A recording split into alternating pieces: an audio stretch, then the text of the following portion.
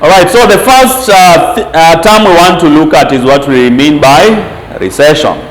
And a recession is a period of falling GDP. I'm going to show you on a diagram. Now, if you look at this diagram, I hope it's clear.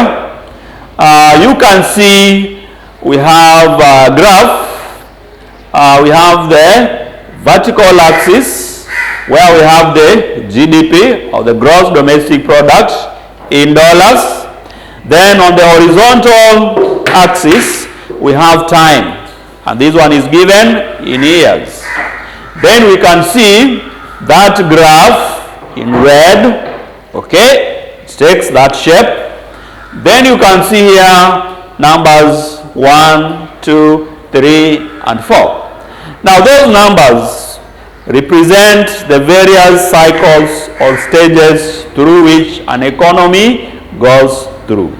So this is called business cycle.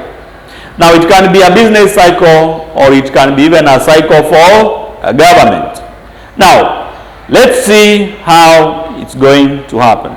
So the first curve there, that is number 1, is what we call growth. This is GDP is rising, unemployment is falling, businesses are succeeding, and there are higher living standards. Perhaps I'll not draw the full graph. I'll just try and illustrate what is happening here. So as you can see, we have that, then something like that. Okay? So we have this, which is our number 1. GDP is rising. Then we have that second phase. Then we have that phase where the economy is not doing very well. It is going down. Then we have that phase there. Then here we have recovery. We are going to repeat the cycle. So let's see what is happening. So we have said here GDP is rising. The economy is doing very well. The unemployment rates are falling because more jobs are being created. Then we have the businesses succeeding and higher living standards. The second part that goes up to the optimum or the apex of the graph is what we call boom. So here there are higher living standards, so people start spending more money, so prices increase. Businesses costs will also rise. Listen again. Boom, which is this section of the curve, we are saying there are higher living standards because of low unemployment rates. People start spending more money because they have a lot of income, so they start spending more. And as they spend more, there's something we call demand pull inflation. So when there's too much money chasing few goods, the cost of prices, the commodity prices will increase. This is what we call inflation. So because people have a lot of money to spend, the prices will start increasing. When the prices start increasing, the cost of running the business will also go up. The third phase is what we call recession. Okay? So here, people become uncertain about their jobs. So they don't spend money. Many workers lose their jobs because of lack of demand and profit in a business. Now, many countries all over the world now are in this stage of economic recession where there's uncertainty about tomorrow because of the COVID. Most economies have closed down, so people are not certain. They are not spending as much money as we expect because they are not sure of tomorrow. Demand for commodities is going down. So generally, GDP is falling. Then the fourth and last step is what we call a slump. So this is a long-term serious recession. Unemployment will be very high, GDP has decreased a lot, and many businesses will not survive and go bankrupt. So when recession persists for a very long period of time. So people have lost jobs, GDP has reduced, the government is collecting very little revenue, businesses will not survive, and they go bankrupt, and most of them are going to close. Now, what are some of the government economic policies? Now, there are three main ways governments can influence the economy, or what we call economic policies. One of them is what we call government expenditure.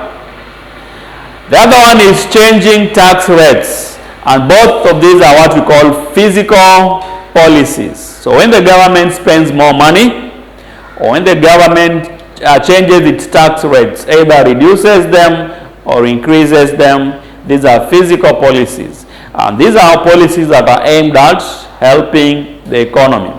Then we also have interest rates. Now, let's start by looking at government expenditure. Now, this is how the government spends the money made from taxes. It is usually spent on education, defense, healthcare, public transport, provision of water, etc. Now, last week on Thursday, the governments of East Africa had their budget. In Kenya, we had a budget of 2.7 trillion. And this is an outline of how the government intends to raise revenue and how it's going to spend the money it raised. Now, there are many sectors on which the government put a lot of money. And the first one is always the Ministry of Education. The education sector takes always the lion's share of the budget. So when the government increases this expenditure on education, what impact does it have? The next one was, of course, the health ministry, because of the current problem of corona, where a lot of money is needed at the counties, at the national level, to support efforts to alleviate the effects of corona. So when the government spends on the public transport, on healthcare, provision on defense, etc., this is what government expenditure is. Now, companies that are involved in these markets or sectors above will benefit. For example, now when the government increases funding on public transport, so those businesses, those sectors, those markets that provide these transport facilities are going to benefit. Bus manufacturing companies are going to benefit because the government will need these buses for transport. Now, spending more on these markets will boost the economy in a country, meaning more jobs will be created, there will be more demand for goods and services, more revenue will be raised. Now, the other one is what we call taxation. Okay, when the government can decide to change the tax rates, this is another physical policy. So the government can either increase taxes to maybe discourage consumption or to raise more revenue, or the government can reduce taxes to enable the common citizen save and go through measures that the government wants them attained. Now, there are two types of taxes. We have the direct taxes, and these are taxes that are paid directly from incomes of individuals as wages or businesses as revenue. Then we have indirect taxes, e.g. value-added tax, and these are taxes that are added on the prices of goods. So these are taxes that are mostly levied or imposed on goods which can be passed over to another person we call the consumer. Now, out of these two types, we can have four common taxes that affect business activity. So from the direct taxes and the indirect taxes, we have so many taxes, but we're only going to look at four common taxes and how they affect business activity. Now, so we have a table here.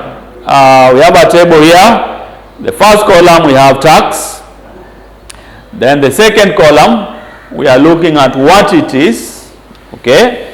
And the last column we are looking at how it affects business activity. So the first tax I've chosen, which is common to to every country is what we call income tax. This is a direct tax. Now, what is income tax? This is a tax on people's incomes. You can either have a set tax, e.g. 20% of your income, or it can be progressive income tax, where richer people pay higher taxes. Now, if you have just a fixed set of 20%, then that means every taxpayer is going to pay 20% of their income as tax. All right? Or for every 100 shillings they earn, 20 shillings will be given as income tax. But if you have a progressive tax, this is whereby people who earn less are going to be charged lower rates as compared to those who earn higher incomes. Now, how does this income tax affect business activity? Now, people will have less disposable income, that is money after tax, and they would have less money to spend on goods or services. Businesses will have less revenue. So if you tax people's income, their taxable or their disposable income will be lower. They'll have less money to spend on goods or services. The next one is what we call profits tax, which is also a direct tax. Some can call it corporate tax. And this is a tax on profits made by businesses. And it is usually a set percentage. In Kenya, for instance, it was 30%, and now it is 25% because of the COVID. So, if we tax the profits that businesses make,